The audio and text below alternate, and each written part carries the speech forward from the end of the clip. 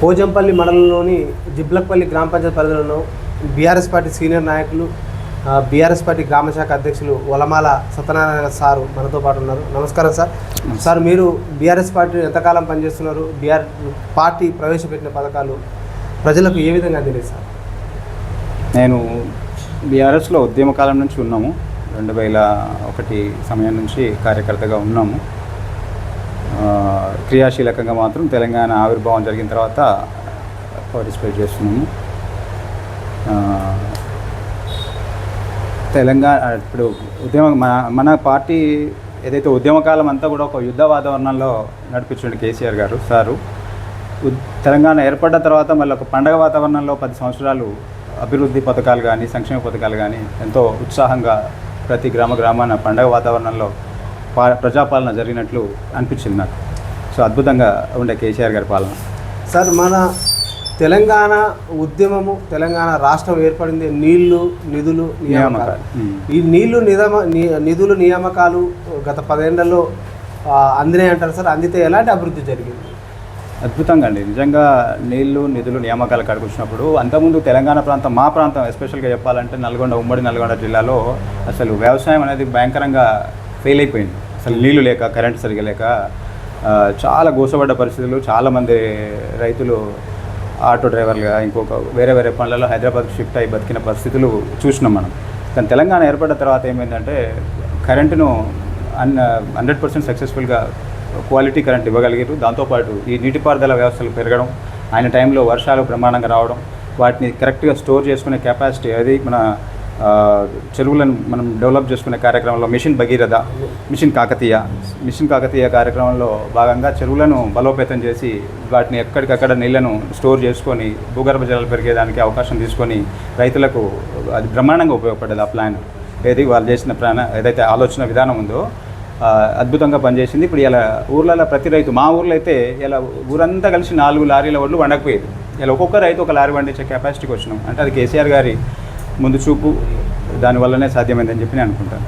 Sir, Telangana ఉద్యమం అంటే ప్రపంచంలోనే అన్ని ఉద్యమాల కంటే ఈ ఉద్యమం ఉధృతంగా ఉవ్వెత్తున ఎగిసిపడింది.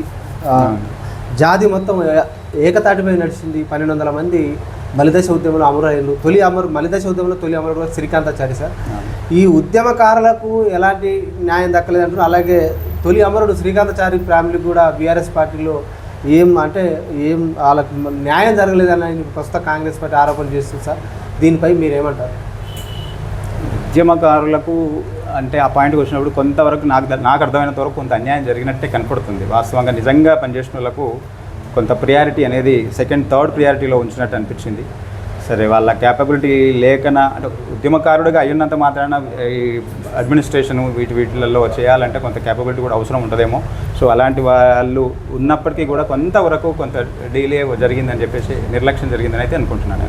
నా పర్సనల్ అభిప్రాయం. శ్రీకాంతాచారికి న్యాయం దక్కలేదు అంటున్నారు సార్ కాంగ్రెస్. శ్రీకాంతాచారి గారికి అంటే సార్ వాళ్ళ ఫ్యామిలీ బ్యాక్గ్రౌండ్, వాళ్ళ మదర్ మాత్రమే తెలుసు నాకు. సో ఆమె ఎడ్యుకేటెడ్, ఆమెకు చేయగలిగే సామర్థ్యం ఉందా లేదా అనేది తెలియదు. బట్ వాస్తవంగా ఇవ్వాల్సిన అవకాశం అయితే, సందర్భం అయితే ఉంది. వాళ్ళ ఫ్యామిలీని గుర్తుంచుకోవాల్సిన అవసరం ఉంది. వాళ్ళు కూడా ఎందుకంటే మొట్టమొదటి బలిదానం చేసిన వ్యక్తి కాబట్టి వాళ్ళని గౌరవించుకోవాల్సిన అవసరం అయితే ఉంది ఖచ్చితంగా. సార్, ఈ ప్రస్తుత కాంగ్రెస్ కూడా ఉద్యమకారులకు వాళ్ళు చేసిన పోరాట స్ఫూర్తిని గుర్తించి ప్రతి ఉద్యమకారుడు ఒక ప్లాట్ ఇస్తాను, వాళ్ళకి ఏమైనా ఆర్థికంగా వెనకబడిన వాళ్ళకు కూడా బలోపేతం కావడానికి కూడా ఏదైనా నిధులు సపరేట్ ఉద్యమకారులకు ఫోరం ఏర్పాటు చేసి వాళ్ళకి నిధులు కూడా ఇస్తామన్నది సార్. మరి ఈ ప్రస్తుత కాంగ్రెస్ పార్టీలో ఏమైనా జరుగుతున్నాయా సార్? ఏం కనబడతలేవు సార్. ఎవరికి ఇక్కడ ఇచ్చినట్టు ఏం అనిపిస్తలేవు. జనరల్గా జరగాల్సిన కార్యక్రమాలు, అభివృద్ధి కార్యక్రమాలకే సరిగ్గా చేయలేకపోతున్నారు వాళ్ళు. ఇంకా మాటలు చెప్పారు టైంలో గవర్నమెంట్ ఫామ్ చేసుకోవడానికి జరిగిన దాంట్లో వాళ్ళ మేనిఫెస్టోలో చాలా మాట్లాడారు, కానీ అవన్నీ కార్యరూపం దాల్చలేదని నేను అనుకుంటున్నాను. దాల్చలేదు కూడా. సార్, మీ గత ప్రభుత్వ హయాంలో అంటే మీరే అధికారం ఉన్నారు సార్. మరి అప్పుడు మీ గ్రామ పంచాయతీ కానీ, మీ మండలం కానీ ఈ కేసీఆర్ ప్రవేశపెట్టిన పథకాలు ఎలా అందినాయి? ప్రజల్లో స్పందన ఎలా ఉంది? గత 10 సంవత్సరాల్లో కేసీఆర్ మేనిఫెస్టోలో చెప్పినవి కానీ లేకుండా చెప్పకుండా కూడా చాలా కార్యక్రమాలు, చాలా పథకాలను అమలు చేయడం జరిగింది. ప్రతి కుటుంబానికి ఇప్పుడు కళ్యాణ లక్ష్మి అయితేనేమి, ఆడబిడ్డ డెలివరీ టైంలో వాళ్ళకి అందించాల్సినటువంటి కేసీఆర్ కిట్ కానీ, తర్వాత పెన్షన్స్ కానీ, తర్వాత మీరు ఏ పథకం తీసుకున్నప్పటికీ కూడా 100% ప్రతి కుటుంబానికి పార్టీ అనే కాన్సెప్ట్ లేకుండా ప్రతి కుటుంబానికి అందించిన ఘనత కేసీఆర్ ప్రభుత్వాన్ని, టీఆర్ఎస్ ప్రభుత్వాన్ని. సార్ ప్రస్తుత కాంగ్రెస్ పార్టీ 6 గ్యారెంటీలు అధికారంలోకి వచ్చింది. 6 గ్యారెంటీలు ఎలా అమలవుతున్నాయి, ప్రజల స్పందన ఎలా ఉంది? 6 గ్యారెంటీలు చెప్పారు సార్. 6 గ్యారెంటీలు ఎక్కడ అమలవుతున్నాయి అయితే లేవు. ఓన్లీ ఒక ఫ్రీ బస్ ఒకటి చెప్పిండు, ఒక గ్యాస్ అన్నాడు. ఆ గ్యాస్ కూడా అందరికీ రావట్లేదు.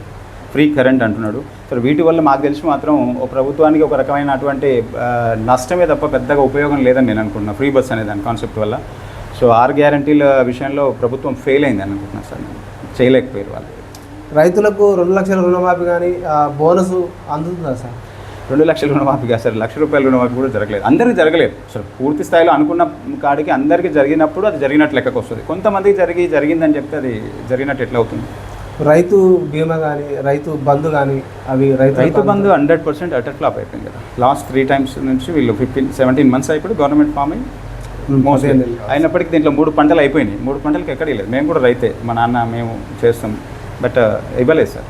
రైతు బంధు విషయంలో ప్రభుత్వం, కాంగ్రెస్ ప్రభుత్వం పూర్తి స్థాయిలో విఫలమైంది. అది ఎందుకు ఇవ్వలేదు ఏంటి అనేది అది ప్రభుత్వమే ఆలోచించుకోవాలి. బట్ అది ఏమో చెప్పారు సాకులు, బట్ అవి సాకులుగానే నిజం కాదు. నిజమైన రైతునైతే నష్టం జరిగినట్టే కదా. అదే ఇటీవల కాలంలో గ్రామ సభలు నిర్వహించింది సార్. గ్రామ సభల్లో రేషన్ కార్డులు ప్రతి పేదకు నిరుపేద రేషన్ కార్డులు ఇస్తామన్నారు, ఇందిరమ్మ ఇల్లు ఇస్తామన్నారు. మరి ఆ గ్రామ సభల్లో పేదల నిరుపేదల ఎంపిక ఎలా జరిగింది? మరి అమలు అవుతూ ఈ ఇందిరమ్మ ఇల్లు కానీ రేషన్ కార్డుల పంపిణీ జరిగిందా? జరగలేదు. రేషన్ కార్డ్స్ యొక్క పంపిణీ కాదు, జస్ట్ అసలు ఎంపిక కూడా జరగలేదు.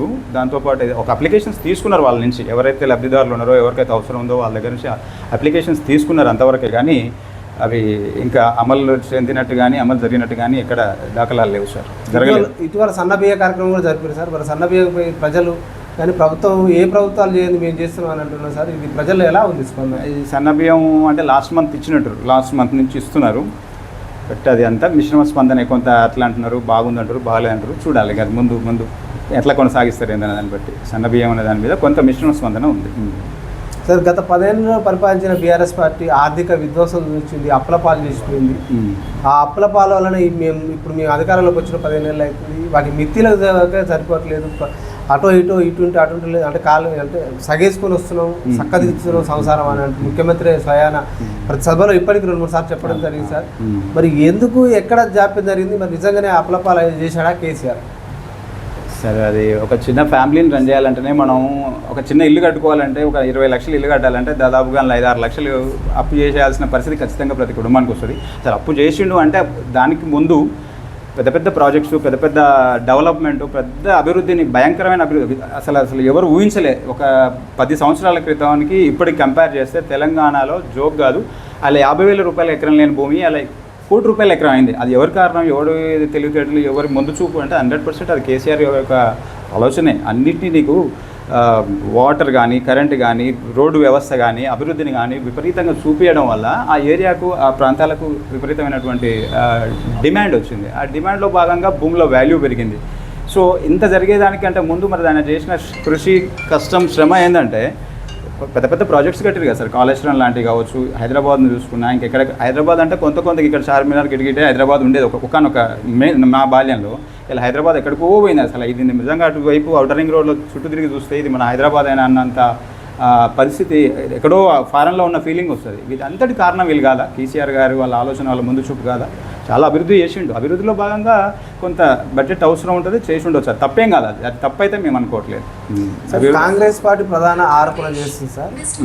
ప్రధానమైన ఆరోపణ ఏంటంటే వీళ్ళు బీఆర్ఎస్ 10 ఏళ్ల పాలనలో వాళ్ళ కుటుంబాన్ని చక్కదిద్దుకుని, కుటుంబానికి పదవులు ఇచ్చుకుని అల్లుడు బిడ్డ వీళ్ళకే పదవులు దక్కినాయి తప్ప నిజమైన ఉద్యమకారులకు కానీ, నిజంగా తెలంగాణ కోసం పాటుపడ్డోళ్ళు కానీ వాళ్ళకి అసలు ఏ పదవి దక్కలేదని కాంగ్రెస్ ఆరోపిస్తున్నారు. అది మొత్తం కూడా దొరల పాలన అంటున్నారు. దీంట్లో మీ స్పందన ఏంటి? వాళ్ళ కుటుంబానికి మాత్రమే దక్కిందంటే ఎట్లా సార్? అది ఇప్పుడు క్యాబినెట్ ఉంటుంది, అందులో ఒక 3 మాత్రమే లేరు కదా, వాళ్ళిద్దరే 3 లేరు కదా. అట్ ద సేమ్ టైము సరే అందరికీ పదవులు ఇచ్చారు, దాంట్లో భాగంగా వాళ్ళకి ఆ క్యాపబిలిటీ ఉంది. ఆ కేటీఆర్ అంటే ఆ జోక్ కాదు, హరీష్ రావు గారు అంటే ఆషామాషి కానీ కాదు. వాళ్ళ ఎక్దమ్ చాలా సబ్జెక్టు, నాలెడ్జ్, ఎవ్రీథింగ్ ఉన్న వ్యక్తులు, అన్ని రకాల సమర్థతలు ఉన్న వ్యక్తులకు ప్రాధాన్యత ఇవ్వడంలో తప్పు లేదు. అది కుటుంబం అని అనలేము, ఎక్కడైనా జరుగుతుంది కదా సార్. టాలెంట్ ఉన్నవాడికి అవకాశం ఇవ్వచ్చు, తప్పేముంది. ఇప్పుడు కాంగ్రెస్ ప్రభుత్వం ప్రవేశపెట్టిన పథకాలతో పాటు అభివృద్ధి విషయంలో ప్రాజెక్టులు సమీక్ష చేస్తున్నారు. కాళేశ్వరం 1,00,000 దాని 38,000 ఉన్న దాని యొక్క బడ్జెట్ని దాన్ని 1,00,000 పైచీలకు తీసుకుపోయారు. అయినా కూడా రైతు ప్రయోజనాలకు సాగునీరు తాగునీరు పనికొచ్చే విధంగా లేదు. మధ్యంతరంగానే అది కూలిపోయింది. ప్రజాధనం దుర్వినియోగం చేశారు అని కాంగ్రెస్ పార్టీ ఆరోపిస్తుంది. మరి ఇది ఎంతవరకు వాస్తవం అంటారు? సరే, ప్రాజెక్ట్స్ అనేటివి మనం కన్స్ట్రక్షన్ చేస్తున్నప్పుడు కూలిపోవాలి, ఖరాబు కావాలనే ఇంటెన్షన్తో ఎవరైతే చేయరు అది చాలా పెద్దదట. యాక్చువల్లీ మనం చూడలేదు, బట్ దాని మీద ఉన్న ఐడియా ప్రకారం అయితే ఆ చిన్న చిన్న రిపేర్స్ అట్లాంటివి రావచ్చు. ఎందుకంటే అవి ఆ ఫ్లో కానీ ఆ ఫ్లోటింగ్ సంబంధించి ఉండే ప్రెజర్ వల్ల కావచ్చు, ఇంకోటి వాటి వల్ల కావచ్చు, కొంత డిస్టర్బెన్స్ జరగవచ్చు. బట్ దాన్ని రిపేర్ చేసుకునే అవకాశం ఉంది. మొత్తం బ్రిడ్జే కొట్టుకోపోలే కదా సార్. అట్లాంటి మాటలు సరే ఏంటంటే వాళ్ళు జస్ట్ వాళ్ళని అబాస్ పాలు చేయాలనే ఉద్దేశంతో మాట్లాడుతున్న మాటలు అని చెప్పేసి అనుకుంటాం తప్ప నిజంగా అంత పనికిరాని విషయం కాదు అది. సార్, ఇటీవల రజతోత్సవ సభ నిర్వహించారు కేసీఆర్ గారు. ఏమంటే మళ్ళీ వచ్చేదే బీఆర్ఎస్ పార్టీ. ఇక్కడ చూడు, మీరు కళ్ళుండి చూడండి, కబోదిలాగా మాట్లాడడం కాదు, ఇక్కడ ఉన్న జనసమూహాన్ని చూసి మీరు చూడండి, మిమ్మల్ని సాగన పెరుగు దగ్గరికి వచ్చినారు అంటున్నారు. జనం కూడా అశేష జనం కూడా వచ్చినారు. అంటే ఉద్దేశం ఏంది? ప్రజల్లో ఈ 15 నెలలకే వాళ్ళకు విరక్తి వచ్చిందంటారు. అవును సార్, 100కి 100 అది అనుకోవచ్చు. ఎట్లా అంటే సరే, ఈ సీఎం రేవంత్ రెడ్డి గారు అసలు యాక్చువల్గా అడ్డిమారే అది. ఎవరిదో మీద కోపం ఎవరి మీద చూపించినట్టయి ఆయన సీమెంట్, కానీ నిజంగా వాళ్ళ పాలన ప్రాపర్గా చేయొస్తలేదు.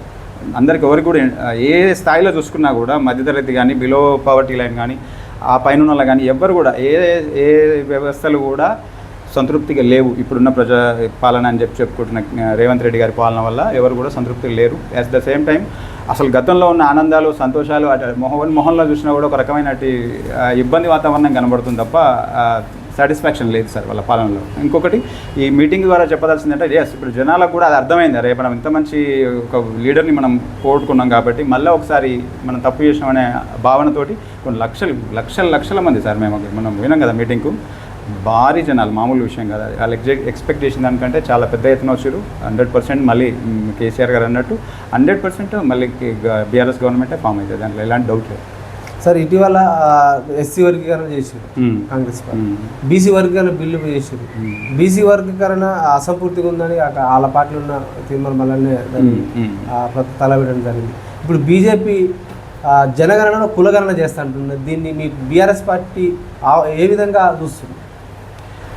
ఓవరాల్గా అయితే సార్, కులగణన అనేది అవసరమే. ఎవరు ఏంటి ఎంత జనాభా ప్రాతిపదికన వాళ్ళకి రావాల్సిన బెనిఫిట్స్ని నిజంగా ఇవ్వాల్సిన అవసరం ఉంది. ఇవన్నీ చేసినప్పుడు కూడా కొంత ఈ రాజకీయ బెనిఫిట్ల కోసం వాళ్ళు మాట్లాడేది ఒకటి ఉంటుంది, చేసేది ఒకటి ఉంటుంది. కాబట్టి ఈ కులగణన జరగడంలో తప్పు లేదు. ఈ యొక్క కులంలో ఎవరున్నారు, ఎంతమంది ఉన్నారు, వాళ్ళకి ఏ రేషియోలో రాజకీయంగా కానీ, సామాజికంగా కానీ, విద్యాపరంగా కానీ, ఉద్యోగాల పరంగా కానీ ఎట్లాంటి బెనిఫిట్స్ ఎట్లా ఇవ్వాలో, ఎవరు వెనుకబడి ఉన్నారో నిజంగా అలాంటి వాళ్ళకు న్యాయం జరగాల్సిన అవసరం ఉంటుంది. కాబట్టి కులగణన జరిపిస్తే మంచిది అని చెప్పేసి అనుకుంటున్నాను సార్. ఇప్పుడు ఈ జనగణన కులగణన చేసిన తర్వాతనైనా జనాభా దామాష ప్రకారం 60%, 70% పైచీలుకున్న బీసీ, ఎస్సీ, ఎస్టీ వర్గాలకు ఇకనైనా రాజకీయాల్లో అవకాశాలు దక్కుతాయంటారా?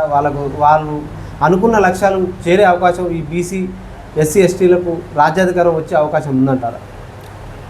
ఎస్ సార్, అయితే 100% ఇది రావాలి. అది జనాభా దామాషాన్ని చూసుకున్నప్పుడు మనం ఎక్కువ సంఖ్యలో ఉన్న వాళ్ళం ఎందుకు అధికారం చేపట్టలేకపోతున్నాం అనే కానికి వచ్చినప్పుడు ఇది కొంత పెద్ద సమస్య సార్. ఇది ఇక్కడ అంతా కూడా ఏంటంటే చాలామంది తక్కువ జనాభా ఉన్న కులాల వాళ్ళు పరిపాలిస్తుంటారు. ఎక్కువ జనాభా ఉన్న కులాల వాళ్ళకు ఓట్లేసి వాళ్ళు ఇచ్చే ఏదో వాళ్ళు ఏమంటారు చేయి దులిపిన మెతుకులకు ఆశపడ్డట్టుగా ఈ భజన ఈ మోచేతి నీళ్ళు తాగే మనస్తత్వం పోవాలి ఈ బీసీ, ఎస్సీ కులాలల్లో బీసీ కులాలలో. I'm also SC candidate, SC Mala. So ఇది పోవాలి. ఆ కాన్సెప్ట్ పోయినప్పుడే ఆలోచన విధానం మారాలంటాను. మనం ఇంకా నాలెడ్జ్ నేర్చుకోవాలి. అసలు అది కాదు వాస్తవం. ఈ జనాభా ప్రాతిపదికన చిన్న కులాలకు రాజ్యాధికారం దక్కాలనేది వాస్తవము. కానీ అది దక్కకపోవడానికి కారణం కూడా ఈ చిన్న కులాలే. వీళ్ళు ఎక్కడికక్కడ చీలిపోయి ఐకమత్యంగా ఉండకపోవడం, చీలిపోయి ఎవరికొవరికి వీళ్ళు తొత్తులుగా మారి వాళ్ళకు బెనిఫిట్ వాళ్ళని భుజాల మీద మోస్తారు తప్ప వీళ్ళు రాజకీయ అధికారంలో కూర్చోవాలనే ఆలోచన తక్కువ ఉంది. ఇంకా జనాలకు అంటే ఆ పర్టికులర్ క్యాస్ట్ వాళ్ళంతా కూడా ఎడ్యుకేట్ అవ్వాలని చెప్పేసి నేను అనుకుంటున్నాను సార్. స్థానిక సంస్థలు ముగిసి కూడా 15 నెలల కాలం పైచీలకు అవుతుంది. స్పెషల్ ఆఫీసర్లు అంటున్నారు. స్పెషల్ ఆఫీసర్ అంటే ప్రజలు మేము అక్కడ వాయిస్ తీసుకునే క్రమంలో మాకు స్పెషల్ ఆఫీసర్ ఎవరో తెలియదు, అభివృద్ధి అంతా కుంటుపడిపోయింది, మాకు ఆ ఆఫీసర్ ఎప్పుడు వస్తాడో ఎప్పుడు పోతుందో మాకు అసలే తెలియదు, కేంద్రం నుంచి వచ్చే నిధులు కూడా ఆగిపోయినాయి. దీనివల్ల గ్రామాలు అభివృద్ధిలో కుంటుపడిపోతున్నాయి. ఎక్కడ జాప్యం జరిగింది? ఎందుకు ఎన్నికలు నిర్వహించలేకపోతుంది? ఎస్ సార్, ఇది స్థానిక సంస్థల కాళ్ళకి వచ్చినప్పుడు స్థానిక సంస్థలలో ఇప్పుడు సర్పంచ్ అధికారంలో లేనప్పుడు వాస్తవం మీరు అన్నట్టు ఆ పరిపాలన ఉన్నట్టు అసలు ప్రభుత్వం ఉన్నట్టు కూడా కనిపిస్తలేదు. ఒక సర్పంచ్ ఉంటే ఒక టీం ఉంటుంది, వాళ్ళ బాడీ ఉంటుంది గ్రామ పంచాయతీ. సో ఏమవుతుంది, ఏం జరుగుతుంది, ఎప్పటికప్పుడు గ్రామ సభలు, ఏదైనా సమస్య ఉన్నా సర్పంచ్ దగ్గర పోయి చెప్పుకోవడం, ఏదైనా ఉంటే సొల్యూషన్ దొరకడం, ఏదైనా ఏ సమస్యలు ఉన్నా ఒక మనకి లోకల్ బాడీ, లోకల్ గవర్నమెంట్, గ్రామ పంచాయతీ అది లేకుండా పాలన అనేది అది అంత చేస్తున్నట్టుగా అనిపిస్తలేదు. రెండవది అది ఖచ్చితంగా చేయాల్సిన అవసరం ఉంది. అట్లయితేనే మీరు అన్నట్టు సెంట్రల్ గవర్నమెంట్ ఫండ్స్ కానీ స్టేట్ గవర్నమెంట్ సంబంధించిన కానీ ఏదైనా సరే అభివృద్ధికి సంబంధించిన ఫండింగ్ రావాలంటే అక్కడ ఉండాల్సిన అవసరం ఉంది. దాన్ని లేకుండా చేయడంలో ఉద్దేశం ఏంటంటే మేము అనుకుంటున్నాం, మాకు అర్థమైనంత వరకు వీళ్ళు ఇప్పుడు ప్రభుత్వం భయపడుతుందేమో అనిపిస్తుంది. ఎవరు టీఆర్ఎస్ చేసిన అభివృద్ధి కింద వీళ్ళు ఏం చేయలేని పరిస్థితులు ఉన్నారు, వీళ్ళు ఫెయిల్ అయ్యారు కాబట్టి రేపు పొద్దున మేము స్థానిక సంస్థల ఎలక్షన్లకు వెళ్తే ప్రజలు మమ్మల్ని చీకొడతారేమనే భయంతో దాటవేస్తున్నట్టు కాలయాపన చేస్తున్నట్టు అనిపిస్తుంది. బట్ ఈ ఎంత చేసినా తప్పని పరిస్థితి కదా. మొన్న హైకోర్టు వాళ్ళు చెప్పారు కదా సార్, ఎందుకు ఇంత డిలే చేస్తున్నారు, చేయాల్సిన అవసరం ఉంది అనే ఉద్దేశాన్ని వాళ్ళు మాట్లాడింది వాస్తవం. చేయాలి, ఖచ్చితంగా చేస్తే వీళ్ళు ఏందో కూడా తెలుస్తుంది. కాంగ్రెస్ గవర్నమెంట్ పొజిషను వాళ్ళను ఒక మనం ఏమంటాం సార్, అది వీళ్ళు ఏం చేస్తున్నారు అనేది ఒక ప్రోగ్రెస్ రిపోర్ట్ లాగా ఇప్పుడు స్థానిక సంస్థల ఎలక్షన్స్ ఉంటాయని నేను అనుకుంటున్నాను సార్. ఈ ప్రతి ఎలక్షన్లో ఈ ఓటు అంటే మద్యానికి, డబ్బుకు, సారాకు అమ్ముకునే పరిస్థితికి దారి తీసింది సార్. దీనివల్ల గ్రామాల అభివృద్ధి కుంటుపడిపోతుంది. నాయకుడు అనేవాడు కూడా మంచి అంటే సదుద్దేశంతో ఎన్నుకునే నాయకుడు కాకుండా ఎవరికొరికి పట్టం కట్టడం వల్ల అది ప్రజలకి లాసు. ఈ ప్రజలను, ఓటర్లను వివిధ రాజకీయ పార్టీలు కానీ ప్రలోభాలకు గురి చేస్తున్నాయి. వీటిని రూపుమాపాలంటే ప్రజల్లో, ఓటర్లు ఎలాంటి చైతన్యం ఉంటే, ఎలాంటి నాయకుడిని ఎన్నుకుంటే గ్రామాలు కానీ దేశం కానీ అభివృద్ధి చెందుతుందని మీరు ఒక బీఆర్ఎస్ సీనియర్ నాయకుడిగా, మీరు ఒక ఎడ్యుకేటెడ్గా ఉన్నారు సార్, మీరు ఏం సూచన చేస్తారు ఓటర్లకు, ప్రజలకు? ఎస్ సార్, వాస్తవం సార్. ఇది ఎలక్షన్ టైం వచ్చేటప్పటికి ఈ అన్ని పార్టీలు, ఒక పార్టీ అని కదా, ఆల్ పార్టీస్ కూడా ఈ మద్యము, డబ్బు అనే దాన్ని విపరీతంగా యూజ్ చేస్తున్నాయి. దానికి ఈ ఓటర్లను బానిసలుగా ప్రలోభాలకు గురిపెట్టి వాళ్ళను దాంట్లో ఒక మత్తులో దింపి రాజకీయాలు చేస్తున్నది మాత్రం వాస్తవం. సో ఆ మందు, డబ్బులతో పాటు ఈ కుల రాజకీయాలు, ఈ వర్గ కొంత ఇవి నడుస్తుంది వాస్తవం. కాకపోతే ఏంటంటే దీని మీద చాలామంది ఇప్పుడు చదువుకున్నాడు అట్లనే ఉన్నాడు, చదువు రానుడు కూడా ఆసక్తిని అలాంటి రాజకీయాలకే మొగ్గు చూపుతున్నారు. సో ఈ పరిస్థితి మారాలంటే సార్ కొంత ఎడ్యుకేషన్ అనేది జరగాలి రాజకీయం మీద, ఓటు హక్కు మీద, ఓటు అంటే అసలు ఏంటి, దాని వాల్యూ ఏంది. చాలామంది ఎంతో మా ఓడు, మా కులము, మేము, మాది అనే ఒక భావన, కానీ నిజంగా ఓటు యొక్క వాల్యూ, పవర్ తెలియకుండానే ఓటు వేస్తున్నారు చాలామంది. ఇది బాధాకరమే. ఇది మారాలంటే ఎడ్యుకేట్ అవ్వాలి. ఎడ్యుకేట్ అయిన పీపుల్ కూడా వాళ్ళ పేరెంట్స్కి అట్లా చెప్పట్లేదు, వీళ్ళు కూడా అదే చేస్తున్నారు, జరిగేది కూడా అదే జరుగుతుంది. కానీ ఇది దురదృష్టం, బాధాకరమే. దీన్ని ఖచ్చితంగా ఎడ్యుకేట్ అయిన జనాలన్నా కనీసం మారి వాళ్ళకు అవగాహన కల్పించాలని చెప్పేసి నేను కోరుకుంటున్నాను సార్. యువత ప్రధానంగా ఇప్పుడు డ్రగ్స్కు, మద్యానికి బానిస అయిపోతుంది. వాళ్ళ కుటుంబాలు, వాళ్ళ జీవితాలు చిన్నభిన్నం చేసుకుంటున్నారు. యువత మార్పు రావాలంటే, యువత ఉపాధి వైపు మళ్ళాలన్నా, యువత చదువు వైపు మళ్ళాలన్నా, యువతలో ఎలాంటి మార్పు రావాలంటారు? ఒక సీనియర్ నాయకులుగా యువతకు ఏం సూచన చేస్తారు?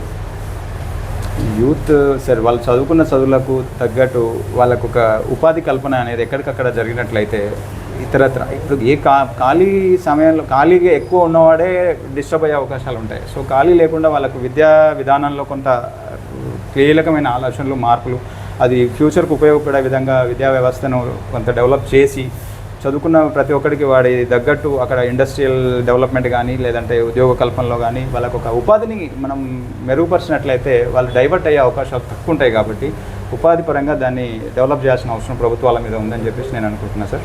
సార్ ఫైనల్గా మీరు ఒక గ్రామ శాఖ అధ్యక్షులు, బీఆర్ఎస్ పార్టీ సీనియర్ నాయకులుగా ఉన్నారు. రేపు స్థానిక సంస్థల ఎలక్షన్ రాబోతున్నాయి సార్. ఎలాంటి వ్యక్తి ఎన్నుకుంటే, అంటే కొన్ని దిక్కులు ఏమవుతుందంటే స్థానికంగా ఉండని వ్యక్తులు కూడా పోటీ చేసి అంటే అందుబాటులో ఉండలేరు ప్రజలకు అని అంటున్నారు సార్. మరి ఎలాంటి నాయకుడు కావాలి, ఎలాంటి నాయకుడు ప్రలోభాలు తావు ఇవ్వకుండా ఉండి గ్రామాభివృద్ధికి పాటుపడే వ్యక్తి కావాలి అని ప్రజలు కోరుకుంటున్నారు. మరి అలాంటి వ్యక్తిని ఎన్నుకోవాలంటే ప్రజలకు మీరు ఓటర్లకు ఏం సూచన చేస్తారు? మొట్టమొదటిగా లీడర్ అంటే, నాయకుడు అంటే సార్ వాళ్ళు ఇలా డబ్బులతోటి, కులాలతోటి, రకరకాల ప్రలోభాలతోటి నాయకులు అవుతున్న వాళ్ళు ఎక్కువ మంది కనపడుతున్నారు. కానీ వాస్తవంగా ఇంటెన్షనల్గా చేయాలనే ఇంట్రెస్ట్ బలంగా ఉన్న వ్యక్తులు కావాలి. ప్రజల యొక్క అభివృద్ధిని, ఊరి యొక్క బాగుని, అన్నిటినీ మంచి కోరి బాగుండాలనే తాపత్రయం ఉన్న వ్యక్తులకు అవకాశం ఇవ్వాలి. వాళ్ళు పనిచేయగలగాలి. వాళ్ళకి ఎడ్యుకేషన్ పరంగా వాళ్ళు ఎంతో కొంత ఆర్థికంగా కూడా కొంత స్థిరత్వం ఉన్న వ్యక్తులకు, స్థిరత్వం మీద పెద్దగా నేను డబ్బున్న వాళ్ళకి రాజకీయాలు చేయాలని అనట్లేదు, కానీ ఈ ప్రలోభాలకు లొంగకుండా పనిచేసే కెపాసిటీ ఉన్న వ్యక్తులకు అవకాశాలు ఇస్తే కొంత అభివృద్ధి కానీ బెటర్గా ఉంటుందని చెప్పేసి అనుకుంటున్నాను సార్. మీరు బీఆర్ఎస్ పార్టీ మీ మండలంలో ఎన్ని కైవసం చేసుకోబోతున్నారు సార్? మండల్లో అంటున్నారా? మండలం మీ గ్రామం అయినా సర్పంచ్గా స్థానిక సంస్థలు ఆల్మోస్ట్ 90% కవర్ చేస్తారు సార్. ఎందుకంటే వీళ్ళు చేస్తున్న పనితనమే దానికి ఎఫెక్ట్. అది కాంగ్రెస్ రేవంత్ రెడ్డి గారి యొక్క పాలనా విధానాన్ని చూసుకుంటే ఏం కోల్పోయినామో జనాలకు అర్థమవుతుంది, కాబట్టి ఆ వ్యతిరేకతను ఆ విధంగా చూపిస్తారని నేను అనుకుంటున్నాను, భావిస్తున్నాను. Thank you sir. చూస్తున్నాను మీ తెలుగు.